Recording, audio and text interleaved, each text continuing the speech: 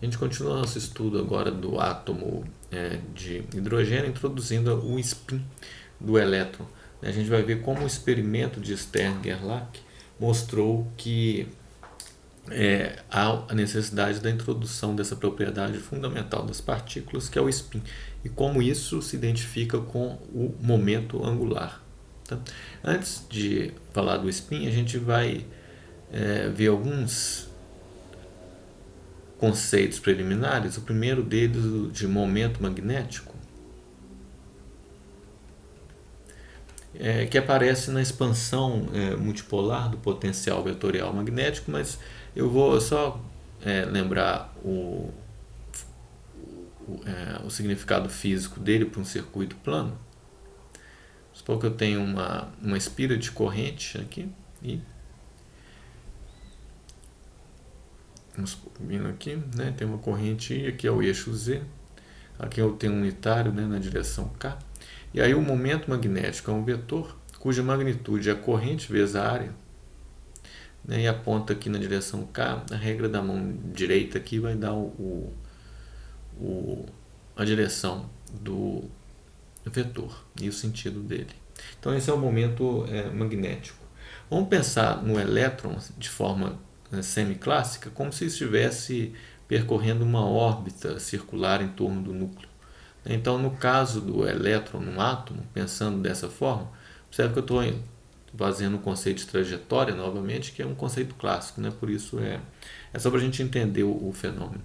É só para entender por que vai ter associado um momento magnético devido à órbita ter esse elétron, né? Aí a relação que a gente tirar, ela vai ser válida também na mecânica quântica, e a gente volta na mecânica quântica, introduz os conceitos que a gente já tinha visto de momento angular para representar então o momento magnético. Então a gente vai associar aqui, fazer uma relação do momento magnético com o momento angular. E como a gente sabe já tudo do momento angular na mecânica quântica, a gente vai conseguir fazer essa associação com o momento magnético. Então, pensando de forma clássica, né, o elétron é responsável por uma corrente ali que vai ser carga por unidade de tempo, que numa órbita é a carga do elétron, vou pegar aqui em módulo, e dividido pelo período, né? Então eu posso escrever isso como o tempo, né, a órbita, eu vou considerar a distância, que é uma circunferência que ele percorre, né? O comprimento da circunferência é 2πr, dividido pela velocidade, que eu vou chamar de v. Então é v sobre 2πr. Né?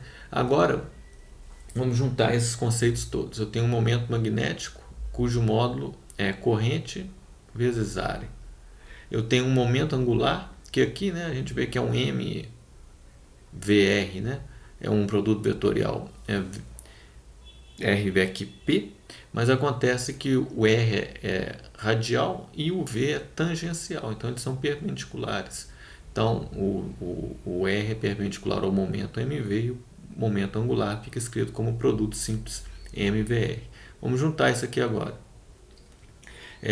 O momento magnético, então M vai ser a corrente, que eu vou colocar essa corrente aqui, é V sobre 2πr, vezes a área, que é πr2, a área dessa espira que vai representar então a trajetória do elétron. Então isso aqui vai dar V R, tá aqui, ó, π corta, o R cortou, dividido por 2. Ora, isso lembra muito essa forma de momento angular, né? Porque tem um VR aqui. Então eu posso escrever que o M, a magnitude do M, é igual à magnitude do L com um fator de proporcionalidade que vai ser E sobre 2M. Né? Se eu ponho aqui MVR, o M corta com M, eu fico EVR sobre 2, como tem que ser. No entanto, né, se a gente pensar aqui, colocando agora uma fórmula vetorial, se eu penso aqui num elétron, uma velocidade v, tangencial, aqui é um elétron, ele tem carga negativa, né, então vou colocar aqui menos E, aqui eu tenho o vetor R, eu vejo que o R vec v aqui é um vetor para cá, né, usando a regra da mão esquerda, né, o dedo médio na direção de R, o dedo indicador na direção do V, o polegar para baixo indica a direção do produto vetorial. O M, por sua vez, ele vai ser para cima, vou colocar aqui direito, ele vai ser para cima, porque o elétron tem carga negativa, né? Então é como se a corrente fosse, eu tenho que inverter essa direção para representar uma corrente, né, convencional, que é usada nessa definição. Então M fica para cima. Então, vendo que esses vetores são antiparalelos e a proporcionalidade deles é dada por E sobre 2M, eu posso escrever a expressão do momento magnético de uma forma que eu vou explicar agora, que é um GL, que eu vou chamar de um fator G orbital, que é igual a 1. Não está fazendo nada nessa fórmula, mas a definição dele é importante para diferenciar de um outro fator G que vai aparecer daqui a pouco. Uma constante que eu vou chamar de magnéton de Bohr, que eu vou definir com constantes fundamentais, que são E, H barra sobre 2M, e aqui eu coloco L e um sinal menos para dar conta desse fato deles serem antiparalelos, né? Então, substituindo aqui, olha, a gente vê que é H barra, aí eu vou dividir por H barra ainda, dividido por H barra, essa é a minha fórmula. Vou escrever ela aqui de novo. M é igual a menos GL μB sobre H barra vezes L. Então veja que fica correto, porque o μB é H barra sobre 2M, o H barra corta com H barra, eu fico, o G é igual a 1, então eu vou ficar com E sobre 2M, que é o que eu tinha aqui. Ó. Então é exatamente isso que eu tenho, é a relação do momento magnético com o L. Agora a gente volta para a mecânica quântica. Lá a gente aprendeu que os valores possíveis de medidas de L2 são H barra 2 LL mais 1, né? Medidas feitas no átomo de hidrogênio, no estado N, L e ML. Né? Como a gente tinha visto, esses são os autovalores para o operador L2. E a gente então tem um L, que é a raiz disso, que é H barra raiz de L mais 1. Então a gente vê aqui como que esse conhecimento se traduz em conhecimento sobre o momento magnético, que por ser proporcional a L aqui a gente vai chamar de momento magnético orbital. Tá? Eu tenho então valores possíveis para esse momento, vou chamar de ML, vou chamar de μ, só para não confundir com um outro ML que aparece, vou chamar isso aqui de μ. Então μ ele vai assumir valores que dependem de L, e esses valores vão ser menos GL μB raiz de L mais 1, que é o que aparece aqui, né? Então, em módulo, vou colocar aqui, com esse sinal mais, esses são os valores possíveis. O H barra cortou com H barra. Bom, eu tenho também a componente Z, né? Se eu pego, então, esse μL na sua componente Z, o que eu posso dizer sobre isso? Ora, a gente sabe que isso aqui vai ser menos GL μB sobre H barra, tá aqui, e a componente LZ. Ora, eu sei também sobre a componente LZ na mecânica quântica. A componente LZ pode assumir valores que são H barra e o número quântico ML. Por isso eu troquei o símbolo aqui do momento magnético para mim, para não confundir com esse número quântico.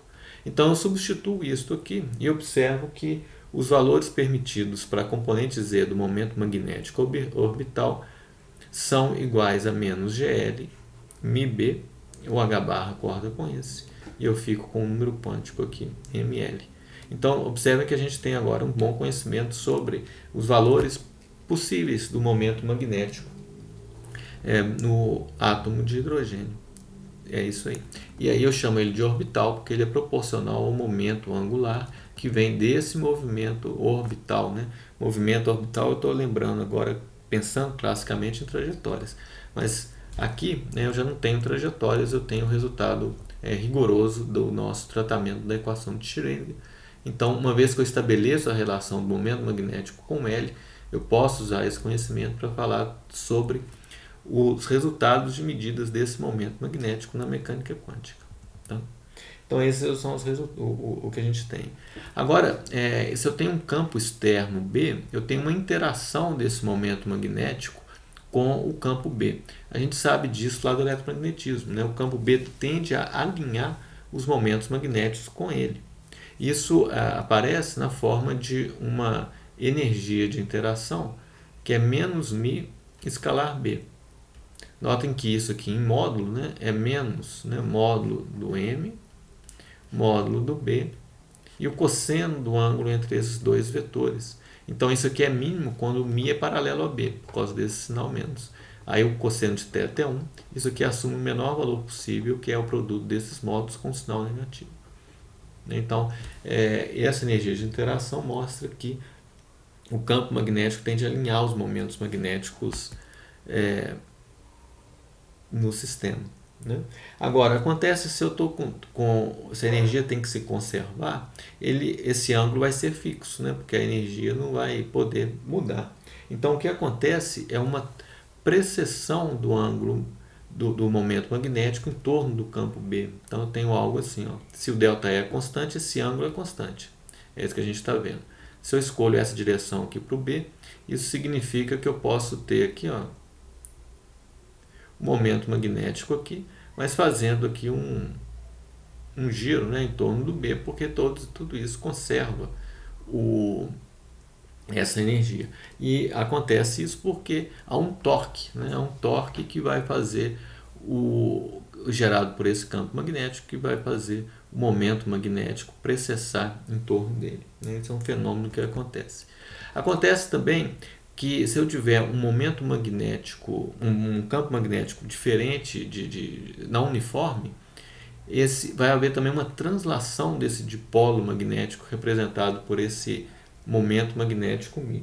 Essa força que vai produzir a translação do dipolo magnético, ela é dada pela derivada do campo.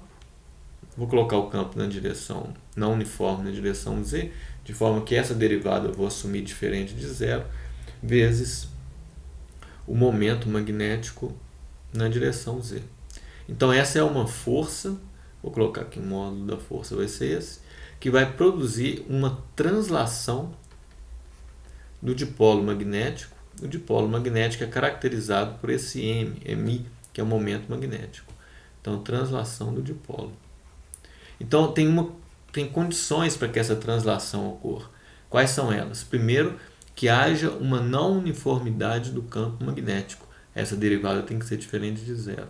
E segundo, que eu tenha um momento magnético na direção z, diferente de zero. Tá? Então, é dessa expressão que a gente vai tirar a ideia de um experimento que vai mostrar a necessidade de inclusão de uma propriedade nova que eu vou chamar de spin. Tá? Então, esse é o experimento de Stern-Gerlach. Então, o que eles propuseram foi passar um feixe, colocar aqui um feixe de átomos preparados com um L igual a zero, portanto, com momento angular igual a zero, logo, como a gente viu, com um dipolo magnético, momento de dipolo magnético igual a zero, porque o L proporcional à raiz de L mais 1, se o L é zero, o L maiúsculo, momento angular, é zero. E a proporcionalidade entre L e μ, momento magnético, mostra que o μ tem que ser zero.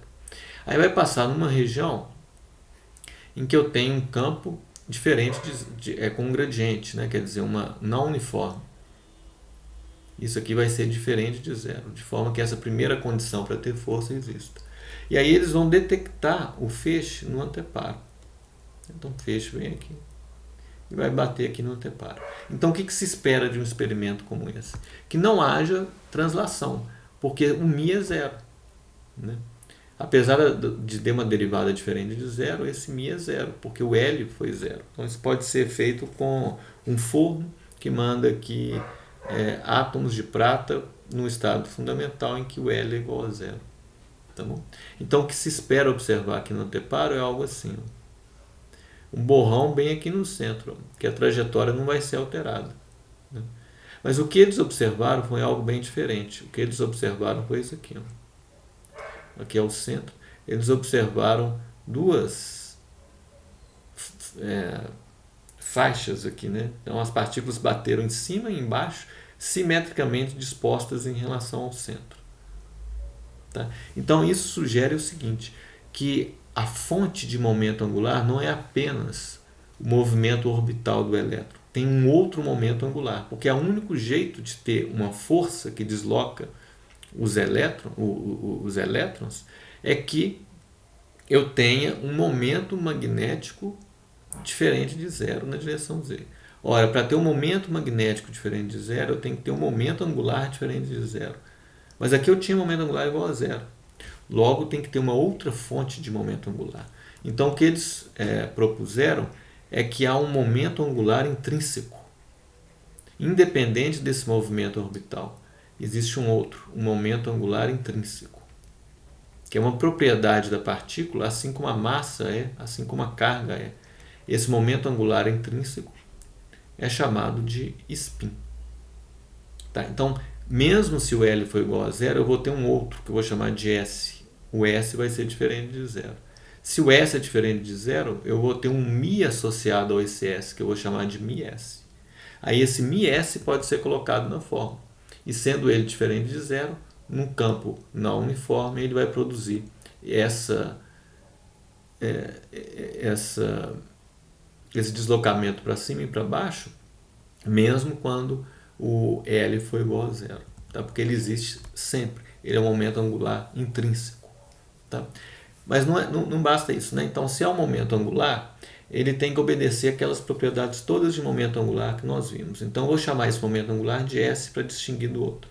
Então, a gente viu que o S2 pode ser um H/2, aí eu vou chamar aqui de um SS mais 1, porque a gente viu que o momento angular tem que obedecer uma relação assim. Para o orbital, era L mais 1. Como esse é um outro, eu vou chamar de S para distinguir.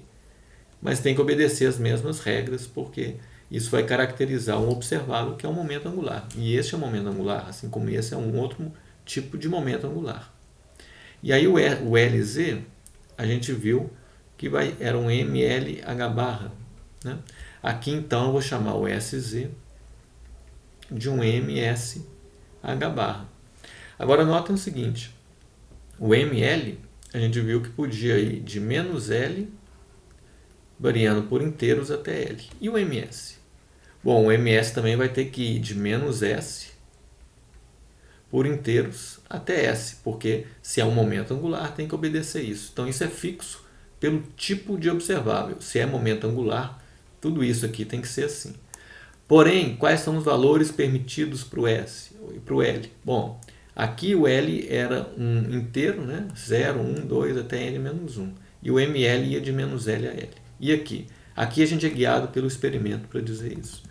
O experimento tem que ser tal, o S e o MS tem que ser tais, que produza esse deslocamento em relação ao centro. Simétrico em relação ao centro. Né? E um para cima, um para baixo. Então, o jeito de resolver isso é dizer que o S vale 1/2. Se o S vale 1/2, o MS só pode assumir dois valores simétricos em relação ao zero, que é menos meio e 1/2. Porque, olha só, menos meio, pula 1/2. Aí eu chego já no S. Isso explica totalmente essa situação aqui. Eu tenho um momento angular intrínseco, portanto, essa fórmula pode me levar a uma força diferente de zero, mesmo se o L for zero. Porque eu vou ter um μS na direção Z. Mas aí a força tem que ter uma componente para cima e uma para baixo, simetricamente em relação à origem.